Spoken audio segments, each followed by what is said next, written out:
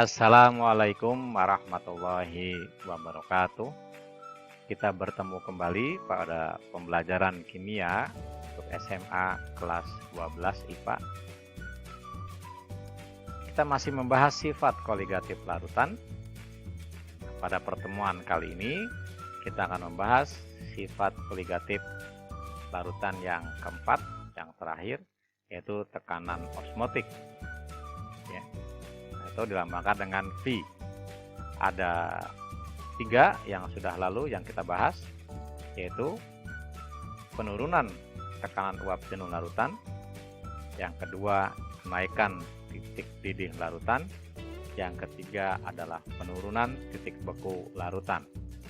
Sedangkan yang keempat yang kita bahas sekarang adalah tekanan osmotik, ya, atau P, ya, seperti itu.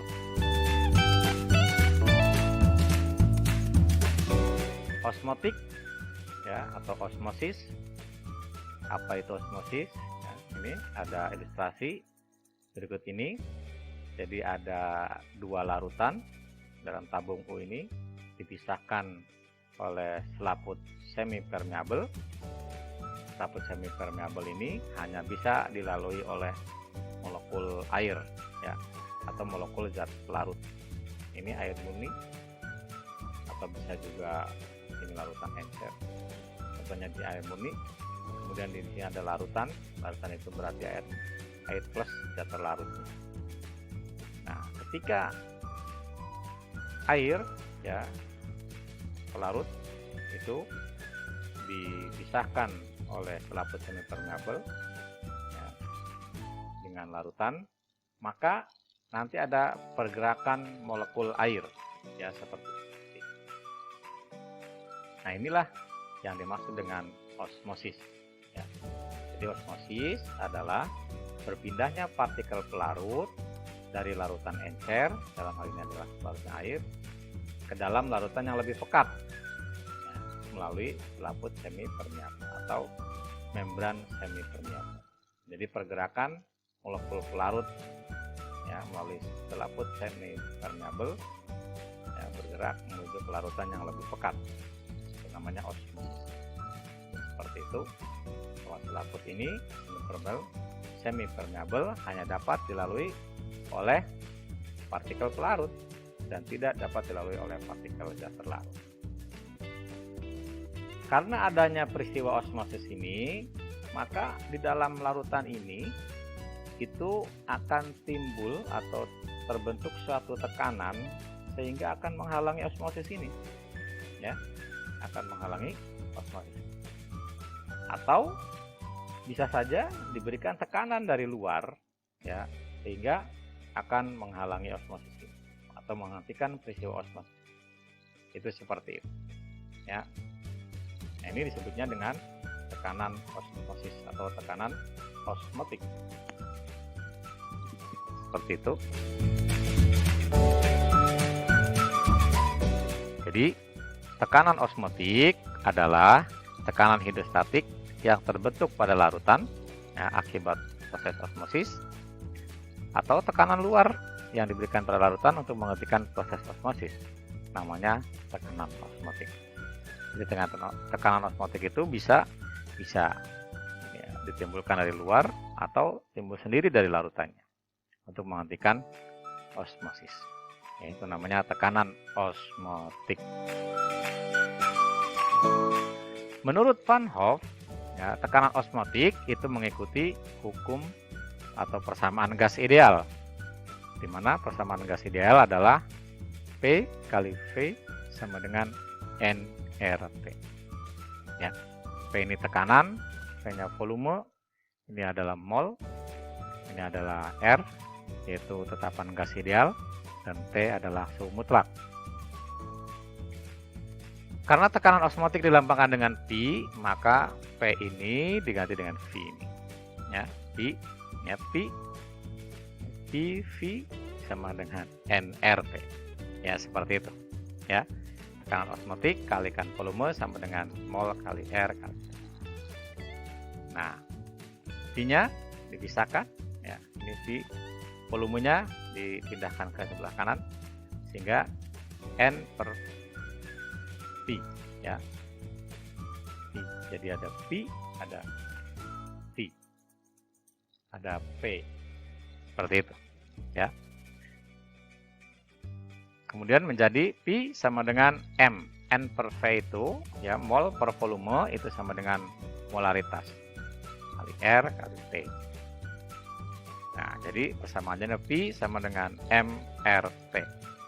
P-nya tekanan osmotik, ya, dalam satuan atm. R-nya adalah tetapan gas ideal 0,082. Ya, M konsentrasi larutan, R adalah tetapan gas ideal 0,082. T adalah suhu mutlak, yaitu dalam Kelvin. Suhu mutlak itu biasanya adalah atau 0 derajat Celcius ditambahkan 273, yaitu suhu mutlak. Itu derajat Celcius plus 273. Seperti itu. Ada 3 jenis istilah jika kita bandingkan tekanan osmotik suatu larutan dengan larutan lainnya, yaitu yang pertama adalah isotonik. Isotonik adalah larutan yang mempunyai tekanan osmotik sama dengan tekanan osmotik larutan lainnya. Yang berikutnya adalah hipertonik, yaitu larutan yang mempunyai tekanan osmotik lebih besar dari tekanan osmotik larutan lainnya. Yang ketiga adalah hipotonik, yaitu larutan yang mempunyai tekanan osmotik lebih kecil dari tekanan osmotik yang lain. Jadi ada isotonik, hipertonik, dan hipotonik. Contoh soalnya adalah yang pertama, pada suhu 27 derajat Celcius sebanyak 17,1 gram sukrosa, yaitu C12H22O11, dengan MR 342 gram per mol, dilarutkan dalam air sampai mencapai volume 500 ml. Jika diketahui R-nya adalah 0,082 liter atm per mol Kelvin, maka tekanan osmotik larutan yang terjadi adalah berapa? Jadi yang ditanyakan adalah tekanan osmotiknya. Ini datanya dulu diketahui, masanya 17,1 gram, ini volume larutannya 500 ml atau 0,5 liter. T atau suhu mutlaknya adalah 27 plus 273 sama dengan 300 Kelvin. Tanyakan tekanan osmotiknya. Maka tekanan osmotik P sama dengan M kali R kali T, di mana M-nya adalah mol per volume dan molnya adalah gram per ml, sehingga persamaan ini bisa dijadikan seperti ini, gram per ml kali P kali R kali T. Ini gram per ml kali T ini adalah molaritas, ya, dalam V-nya adalah liter. P sama dengan 17,1 dibagi MR-nya 342, volumenya adalah 0,5 liter, kali 0,082 R kali 300 T. Kemudian ini dikalikan dulu yang bawahnya, 342 kali setengah 0,5 sama dengan 171. Jadi P-nya sama dengan 17,1 dibagi 171, ini hasil pekan ini, kali, nah ininya dikalikan 300 kali 0,082 sama dengan 24,6.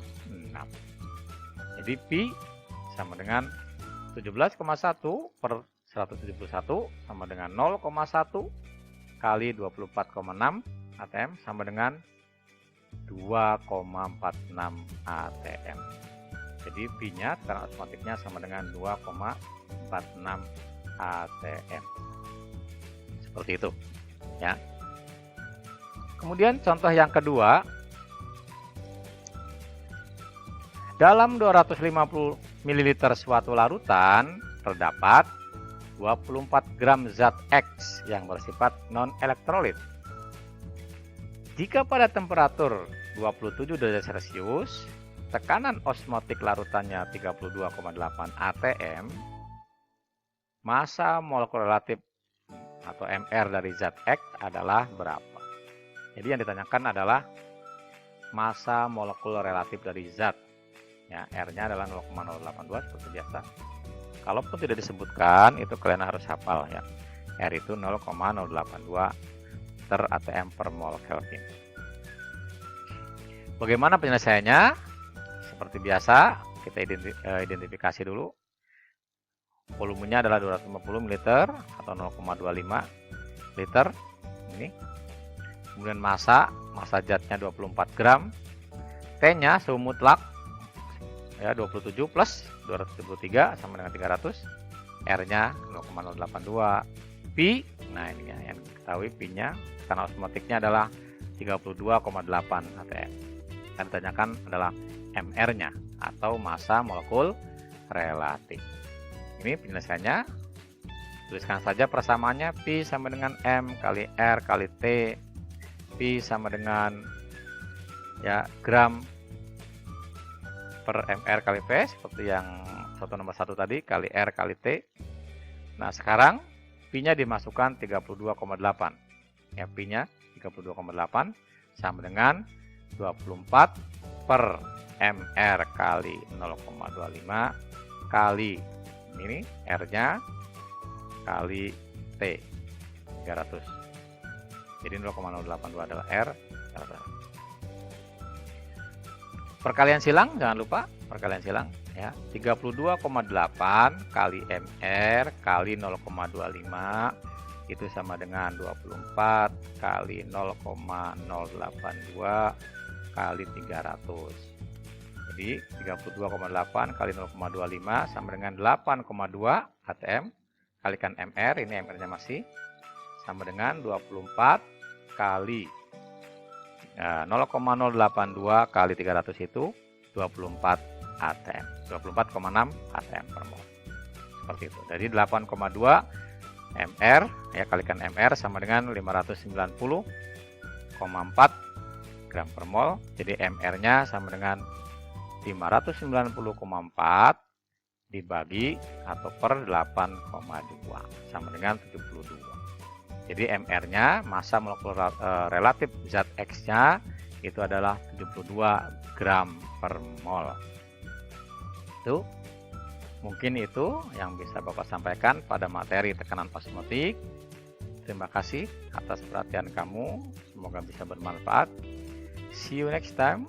Sampai jumpa pada pembelajaran berikutnya. Wassalamualaikum warahmatullahi wabarakatuh.